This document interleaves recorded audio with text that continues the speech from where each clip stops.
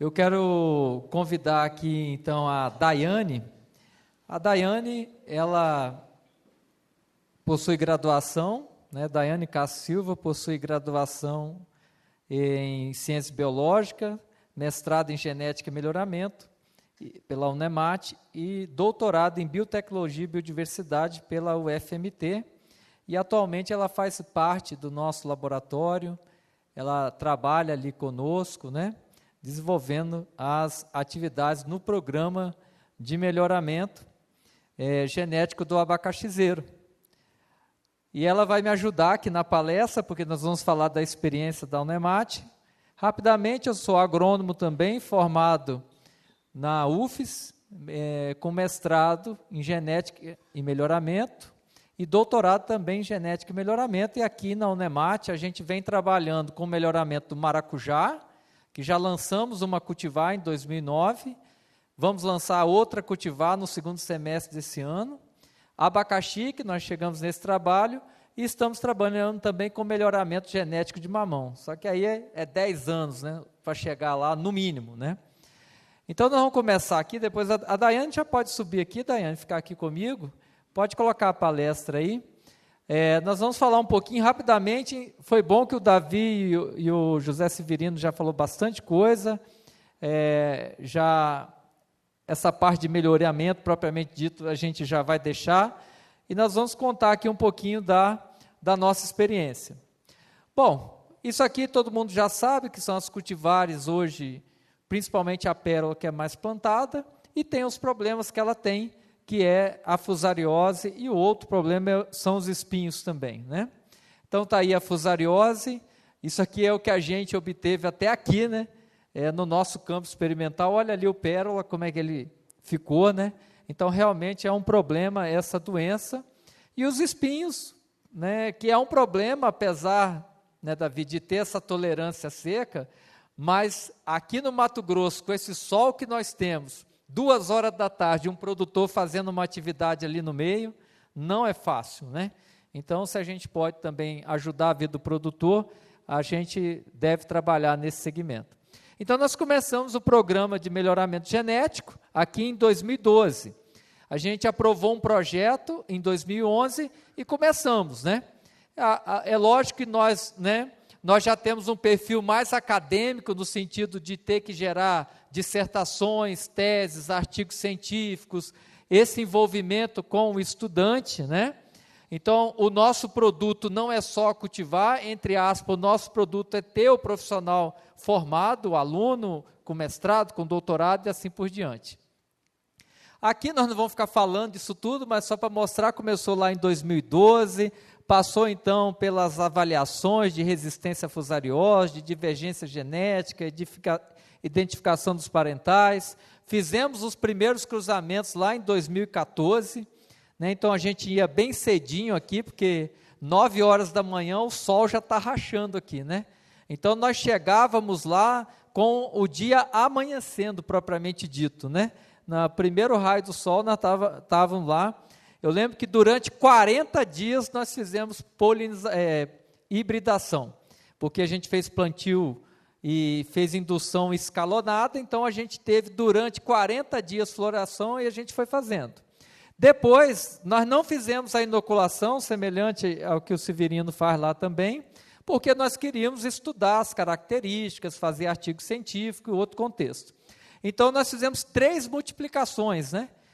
Então, isso levou bastante tempo, até então a gente chegar depois nos clones, e aí sim fazer a seleção. Então, essa parte aqui vocês já viram, esses foram os genitores que a gente utilizou ao longo do programa para fazer todos os nossos cruzamentos. A gente não tem um banco de germoplasma da Embrapa, obviamente, né? Então, a gente, de repente, eu vou pedir para passar um mês lá, alguma coisa assim, né? Na próxima vez. Eu até fui lá, né? Andei lá no meio, né, Davi? Mas não deu para pegar nem uma mudinha lá e botar no bolso e trazer na mala. Então, a gente usou esses parentais, fez, então, os cruzamentos, como os colegas já mostraram, obtivemos, então, as sementes, Depois fizemos também a germinação, nós fizemos a germinação aqui em vermiculita, em BOD, levamos também, aqui a gente usou o copinho descartável, obviamente você tem que furar o fundo, né? Mas a gente usa até bastante isso aqui, copinho descartável, a parte de mudas, e depois levamos para o campo para fazer as multiplicações, né? Esse aqui é um experimento aqui mesmo na Unemat. Essa primeira etapa que a gente fala foi feito, então, a questão da seleção, utilizando a metodologia Hemmelblup. Então, a gente usou um delineamento em blocos casualizados, 5 repetições, 20 plano parcela, e avaliou as características vegetativas, físicas, químicas dos frutos. Eu sempre falo com os alunos, quando a gente fala a gente avaliou, a gente está querendo dizer o quê? Que eles avaliaram, mas nós, como professor, participamos ali, dando incentivo. Aqui, na verdade, né, esse trabalho faz parte da tese de doutorado da Daiane, né? A gente tem um grande orgulho dela ter formado aqui conosco, trabalha nessa área, desenvolveu também o mestrado dela com a abacaxi, orientada pela professora Dejânia, e depois o doutorado ali com a gente. E a segunda etapa, a gente começou a observar o quê? Quem tinha coroa múltipla, a gente eliminava. Quem tinha espinho, a gente eliminava também. E chegamos, né, nesses materiais aqui. Então, seleção de 11 clones sem espinhos e coroas múltiplas. Então, a gente foi avaliando a epinescência desses clones e conseguimos selecionar esses 11 clones, né? E aqui agora eu vou passar a palavra, então, para a Daiane, para ela dar continuidade a essa parte da resistência. Boa tarde a todos, tá? Como o professor já me apresentou, né, sou a Daiane, e vou falar um pouco também da minha experiência, né, na área do abacaxizeiro, especificamente com a fusariose, tá? Não é somente isso que nós avaliamos, tem diversas características de interesse que nós tentamos agregar num único material. Então, seguindo, o professor começou falando dos materiais que nós obtivemos, né, aplicamos o índice Hemmelblup, fizemos uma seleção a partir de características morfoagronômicas, selecionamos os 20 materiais que são superiores quanto à massa de fruto, né, o teor de sólidos solúveis, acidez, quantidade de mudas. Então, essas características gerais morfoagronômicas. Desses 20, nós excluímos os que tinham coroas múltiplas e espinhos, como o professor disse. Restou 11 clones. Desses 11 clones é que nós fizemos, então, a resistência genética à fusariose. Primeiramente, nós obtivemos o fungo, nós fomos em áreas que tinham o plantio de abacaxi, selecionamos materiais que estavam com sintomas da doença, e nós levamos para o laboratório de fitopatologia, fizemos esse isolamento do fungo, não foi somente em um local, nós colhemos em diversas localidades, e fizemos essa caracterização morfológica do fungo, né, para ter certeza que era ele morfologicamente. Nós obtivemos mais de 17 isolados aqui de Tangará da Serra, fizemos uma seleção, aplicando esses fungos, né, em mudas, e os que foram mais agressivos, né, patologicamente, nós selecionamos 3 e fizemos um mix desses fusários para aplicarmos nas mudas, tá? Então, depois que nós obtivemos esses isolados, fizemos a caracterização morfológica, fizemos a metodologia, né, como o próprio Davi e o Lira Júnior acabou comentando, a inoculação, fazendo ferimentos na base das mudas, deixamos o tempo previsto, né, das mudas em banho, da solução de esporos, e depois nós realizamos o plantio. E aqui, como manda a metodologia, ficou em torno de 3 a 4 meses, nós observamos esse material. Tem a metodologia que a gente usa, essa questão de escala de nota, mas, no fim, a gente caracteriza como resistente suscetível, né, o que sobreviveu e o que morreu. Então, nós usamos também testemunhas, o Pérola e o BRS Imperial, e aí Óbvio que as plantas, né, inoculadas aqui, pérola, elas morreram porque são suscetíveis à fusariose, e o BRS imperial não. Só que depois do período de avaliação, os 120 dias, nós arrancamos esses materiais do solo, fizemos essa etapa de incubação para ver se o fungo realmente estava presente ali, para a gente ter uma confirmação da nossa inoculação e da presença do fungo nesses materiais, que foram eles realmente que causaram os sintomas da fusariose. Então, aqui nós temos só os exemplos das fotos, que o BRS imperial, a gente dá até para ver a questão do ferimento, mas, mesmo assim, a planta continuou desenvolvendo e não teve nenhum sintoma. Então, dos nossos 11 materiais selecionados anteriormente, que tinham uma boa massa de fruto, um bom teor de sólidos solúveis, né? Então, nós fizemos essa inoculação, e desses 11, 7 foram resistentes à fusariose. E são esses 7 clones que estão hoje lá na nossa área experimental, e inclusive, desses 7 que nós escolhemos 2 melhores materiais para lançar como cultivar hoje. Esses materiais, então, como o professor disse, né, a gente não vai abandoná-los, né, a gente ainda continua com essas etapas de seleção, essas etapas de avaliações. Então, a gente observa que todos esses 7 clones, eles vão ter uma massa de fruto interessante, né, doçura interessante, não tem coroa múltipla, não tem espinho, e também tem essa característica interessante, que é a resistência à fusariose.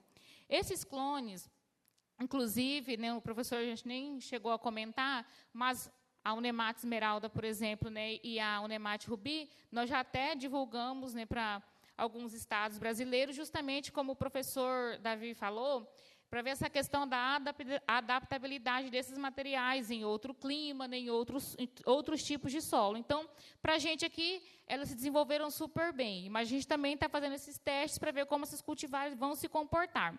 Mas, como são materiais, né, com essa heterose, né, mais alta heterozigosidade, a gente espera que se comporta do mesmo jeito, tá? E aqui eu vou voltar a palavra para o professor Krause, que ele vai falar também rapidamente, né, as características dessas 2 cultivares que nós já registramos no mapa, né, estamos lançando aí comercialmente. Tá? Obrigada, gente. Hoje de manhã a gente falou um pouquinho das cultivares, né, para vocês, para mostrar aqui, até para a mesa que estava presente. Mas uma delas, então, é a Unemate Esmeralda. Então, dentro daqueles 7 clones, a gente escolheu 2 clones para poder lançar como cultivar. Uma é a Unemate Esmeralda, ela é uma planta, em média, 1 metro de altura, um porte ereto, folhas bem verdes, por isso que a gente chamou também de esmeralda, né? Um número de mudas razoável, né, para a cultura do abacaxi, um formato cônico. Então, a nossa percepção, nesse primeiro momento, era colocar a Unemate Esmeralda dentro do segmento do pérola, né? Tanto é que ela tem também o fruto é cônico, ela tem também uma polpa esbranquiçada e outras características que lembram o pérola, né? E a casca é lisa, brilhante, a coroa ereta também, e aqui a questão da massa do fruto, né? Então, no experimento, por exemplo, enquanto que a gente avaliou, pérola deu 1,4 kg, ela deu 2,1 kg, né? Então, é um fruto grande, né? Ele tem essa polpa esbranquiçada, e outra questão interessante é o estádio de colheita. Então, assim como pérola, ela pode ser colhida também no estágio 1. Ela não precisa ficar o fruto, a casca amarelinha para poder colher, né? Então, nessa condição, ela também já tem o Brix e a acidez necessários. Então, o sabor dela, inclusive, lembra bastante também o pérola, é aquele fruto caudaloso, né? Quando você casca o pérola em cima da pia, não fica aquele monte de caldo ali, ela também tem essa mesma característica. Então, ela vem para esse segmento do pérola, só que resistente à fusariose e sem espinho. E a outra foi a Unemate Rubi, que ela já tem uma folha mais avermelhada, né? Ela já tem resistência a fusário e sem espinho, mas aí ela já tem um outro segmento. Ela também dá uma planta grande, bastante muda, o fruto já é mais cilíndrico, né? E a característica dela de polpa é uma polpa amarelada. Só que daí ela já não pode ser colhida, assim como o nosso colega José Severino estava falando, né? Não pode ser colhida no estágio 1, verdoso, que aí ela não atinge as características desejáveis. Então, já é um fruto que você tem que colher um pouco mais maduro, né? Com a casca mais amarelada. Mas aí ela vem com um peso médio de 1,6 kg, né? Então, no mesmo experimento que a gente avaliou ela, a esmeralda e o pérola deu 1,3 kg, para ser mais específico, 1,359 kg, 1,4 kg, ela 1,6 kg e a esmeralda 2,1 kg. Então, essa já entraria no outro segmento, semelhante às cultivares melhoradas, que hoje já temos, né? A Imperial, a Vitória e tudo mais, com a polpa amarelada, o próprio Smolt KN. Então, essa é a nossa perspectiva agora para colocar, então, essas duas cultivares no mercado. Então, está aqui, ambas estão registradas no mapa, no Ministério da Agricultura. Distribuímos mudas para algumas regiões do Brasil já, e agora a nossa ideia, né, estamos já lá no Laboratório de Cultura e Tecido, fazendo a multiplicação, só que nós não queremos enviar as mudinhas, né, por causa do problema da variação. Mas aí a gente vai ampliar o nosso banco de matrizeiro e vai começar a distribuir muda, para quem tem interesse. O nosso intento é, em breve, especialmente aos colegas a todos que vieram no seminário aqui, né, no nosso simpósio, a gente vai mandar no e-mail lá um formulário para vocês preencherem, e quem tiver desejo, produtores, técnicos, né, de receber muda dessas cultivares, assim que for possível, ou seja, assim que a gente tiver as mudas multiplicadas aqui, a gente vai enviar. Alguns produtores de Tangará já têm essas mudas também, e agora esse trabalho formiguinha, igual o Davi falou, tem que multiplicar, não tem jeito, é essa etapa que vai acontecer. Então, essas cultivares estão aí no mercado, vão estar sendo distribuídas, e a gente quer que, né, o produtor possa testar, conhecê-la, para depois ver se, obviamente, vai atender a sua condição, né? E no mais, então, aqui, eu e a Daiane agradecemos.